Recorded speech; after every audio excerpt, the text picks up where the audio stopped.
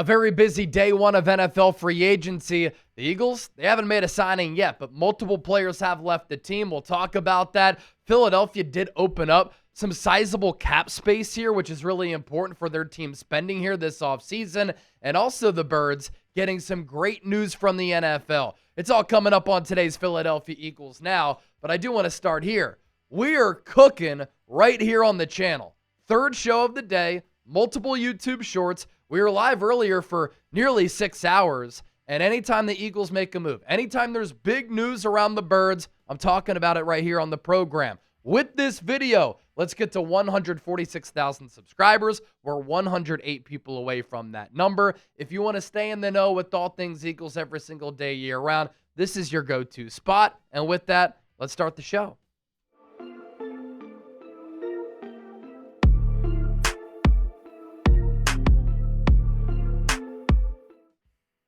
All right, let's first start talking about some of the players who have left the Philadelphia Eagles today. And this goes to show you how great Howie Roseman is at roster acquisition, player evaluation, and the ability to acquire a lot of these players, whether it be through draft, free agency, or by way of trade. And including a trade piece, let's talk about Jaelan Phillips here.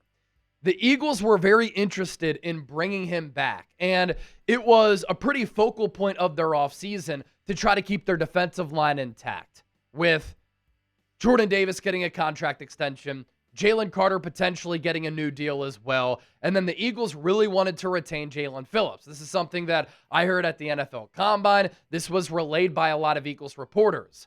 But for the Eagles and Phillips, they were probably comfortable in paying him somewhere in the neighborhood of $20 million. With Phillips, there was a walkaway price, and it was what he got from the Carolina Panthers. The Eagles can really like the player. Jaelan Phillips was awesome for the Birds last year. 41 pressures in 8 games. But he signed today with Carolina on a deal that was jaw-dropping. 4 years, $120 million, $80 million in guaranteed dough. That is good for an average annual value of $30 million. I thought there was a chance that Phillips could get 25, but sometimes in free agency, you just never know. There can be a bidding war that drives up the price tag, or a team like Carolina, which sniffed some success last year, nearly beat the Rams at home, even though they were a below 500 team in the wild card round, can look at their team and say, we really need a pass rusher. And we really need, in this case, Jaelan Phillips. And so they have a gross overpay. Of course, the NFL salary cap will continue to go up. A lot of these contracts are compiled in a way, constructed in a way, where sometimes you can get out of them early if it isn't working out. What's big here? The guaranteed money. $80 million is a lot of guaranteed money. So for Jaelan Phillips, who medically retired in college, has torn his ACL and his Achilles while being an NFL player, this was a great opportunity for him to cash in truly, and he does that with Carolina. And I don't blame the Eagles for not matching that price tag and that contract.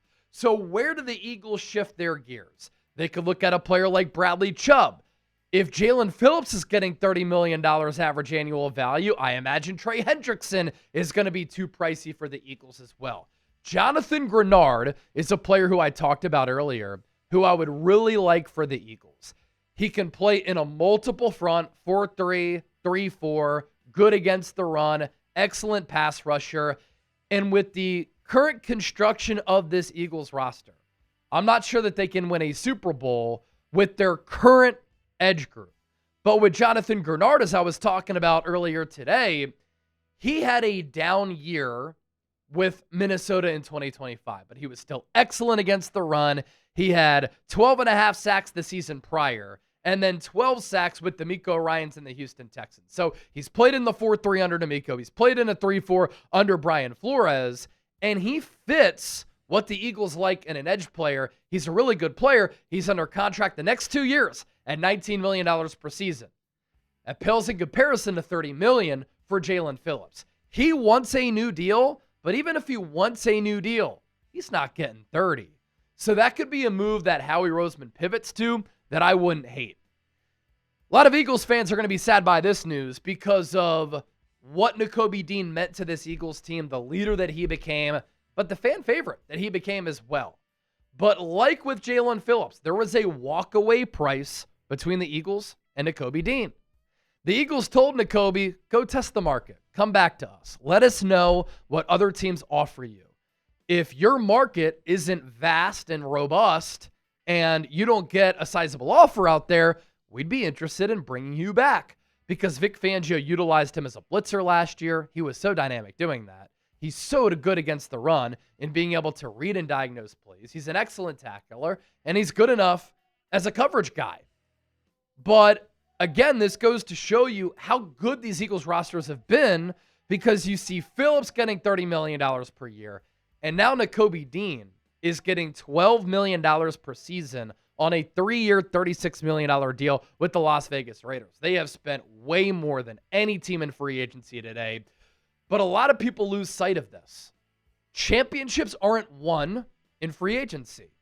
And in fact, it's not the best way to build a football team. The best way to build a team is through the draft. That's how the Eagles did it in 2017. That's how the Eagles did it in 2022 and in 2024 when they made it to the Super Bowl. Very rarely does the team that spends the most money in free agency end up winning a Super Bowl. So it's funny because the Raiders do this a lot, and they have not won a playoff game since 2003. But I do like what the Raiders are doing in drafting Fernando Mendoza, number one. I think he's going to go there. Hiring an offensive coach and a play caller who did a great job for the Super Bowl champion Seattle Seahawks last year. They get him a center in Tyler Linderbaum. They're going to surround him with some playmakers on offense. They did a little bit of that today. And their defense was pretty barren of talent. Nakobe Dean can help change the culture that has been a losing culture in Las Vegas to becoming a winning culture. Plus, he's a really good player. And the Eagles were never going to pay Nakobe Dean $12 million per year. Why is that? Because they started to plan ahead for this, just like they planned ahead for Fletcher Cox retiring. That's why they drafted Jordan Davis and Jalen Carter. Like they planned ahead for Jason Kelce retiring by drafting Cam Jurgens, like what they're probably going to do this year, or at least very soon, in finding a Lane Johnson replacement.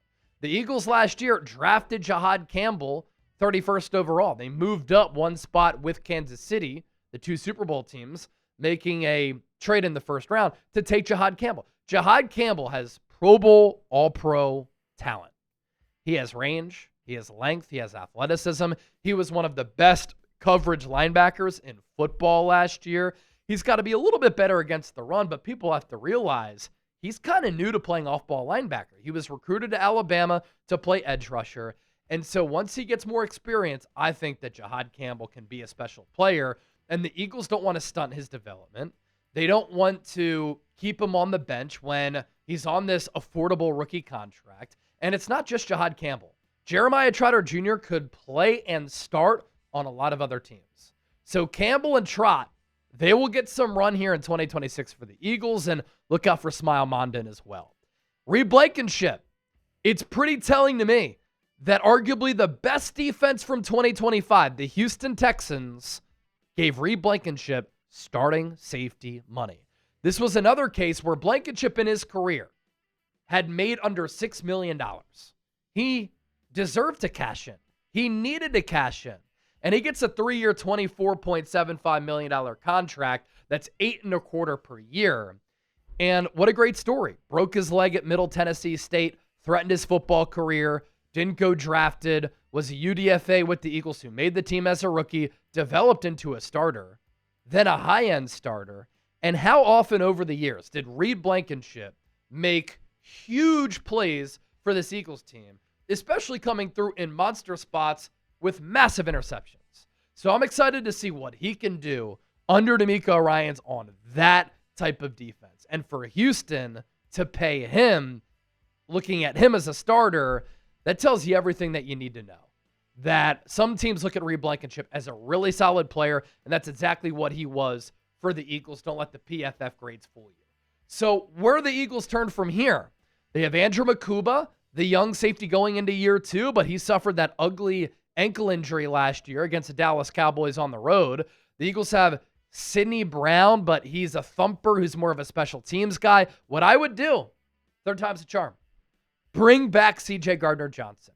He has played at a very high level when he's been on this Eagles team. In the 2 years that he's been in Philadelphia, the defense has thrived. They've been elite, and the Eagles have made it to a Super Bowl. He helps you produce turnovers. He has positional versatility, playing in the slot and in that safety spot, and he'd be affordable. And I do think that he's done a lot of work on himself. Going to Chicago helped to get rid of some of the character question marks that he's had pop up, which is a reason why he's been on so many teams of late. Or could the Eagles have plans at the safety spot that will surprise some people? Michael Carter, according to Zack Baun, Athletic. Michael Carter signed a renegotiated deal. So the Eagles acquired him, of course, in that October trade, which sent wide receiver John Mechie and picks to the New York Jets. Michael Carter's cap hit for 2026 was going to be $10.1 million. And I haven't seen the official numbers verified yet, but it looks like Michael Carter and this renegotiated deal is going to open up like $7, $8, $9 million. It's a lot of money for Philadelphia here. And in practice last year, a little bit in games, the Eagles did start to cross-train Michael Carter as a safety. So maybe he's in their plans to be a safety this year.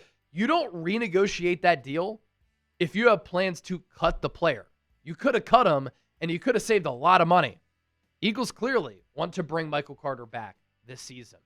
Still to come here on the show, Philadelphia, despite getting some bad news today with marquee players leaving, got some great news from the National Football League. That's coming up here in just a moment. But let's get to our sponsor. This edition of Eagles Now is made possible thanks to our great friends at Chubbies. If you're looking to spice up your wardrobe with some clean-looking attire that has some fun colors and fun designs, look no further than Chubbies. Chubbies was founded in 2011 by a group of friends who wanted to redefine proper length shorts. Men's shorts were losing their personality and their craftsmanship, so Chubbies set out to rid closets of uncomfortable shorts and put the fun back in functional. This year marks 15 years of Chubbies, and they're celebrating by bringing back the originals. The shorts that started it all. Same iconic inseam option, same comfortable fit, and the same easygoing vibe that looks good and feels even better. With over 2.6 million customers, Chubbies clearly knows how to keep thighs happy and the vibes high. Chubbies shorts are centered around that Friday at 5 p.m. feeling. We all know that. It feels great. They're designed for comfort, built with stretch, and made to feel like you've thrown the best dang shorts ever. So, for a limited time, Chubbies is giving our listeners 20% off using the code CHATSPORTS at chubbyshorts.com/chatsports. That's 20% off. Use that code CHATSPORTS. Give your thighs the VIP treatment they deserve with Chubbies. Get a polo, get a shirt, get some shorts, get some swim trunks. You see the link down below, chubbyshorts.com/chatsports. All right, comp picks on the way for the Eagles. And throughout the pre-draft process, I've been looking at the Eagles, and we've estimated that they're going to have 8 selections in the 2026 draft with some really valuable comp picks coming their way. Even better news, the Eagles are now going to have 9 total picks in the 2026 draft at the end of April, and they were given an additional and surprising compensatory pick. So the Eagles will first be on the board, number 23 overall in the first round. They have a second-round pick at number 54. That's their own pick as well. They have the third-round pick, 68th overall from the New York Jets from that Hassan Reddick trade. They get officially a compensatory pick for Milton Williams. That's at 98 overall. They have their own fourth-round pick at 122. They have another fourth-round compensatory pick for Josh Sweat at 137. They have a fifth-round pick from Atlanta at 153. They get a fifth-round pick compensatory for Mekhi Becton at 178. And then, surprisingly, they got a compensatory pick for Isaiah Rodgers, signing with Minnesota. Round 6, 215. So the Eagles have gone from 8 picks to now 9 total picks. And for general manager Howie Roseman, I think this draft coming up should be and is going to be offensive heavy early. Howie has alluded to this. He's hinted at it. He's teased it. Because you think about where the Eagles are as a team. 2025, most cash spent on offense in the NFL. But moving ahead, they already signed Jordan Davis to a contract extension. Hopefully they sign Jalen Carter to a contract extension. Quinyon Mitchell, Cooper DeJean, soon going to be extension eligible. Jalen Hunt, Nolan Smith, same boat. They're probably going to have to make a tough decision with at least one of those players. But because they're giving contracts to defensive homegrown studs, now it's time to draft and develop on offense. And these comp picks and the 9 picks going to help Philadelphia do that to give them optionality and draft flexibility. Don't forget to hit that subscribe button. I hope you enjoyed the show. We'll be back live tomorrow on Philadelphia Eagles Now. And if the Eagles make a move tonight, you know where I'll be. In front of this camera, on this microphone, talking birds.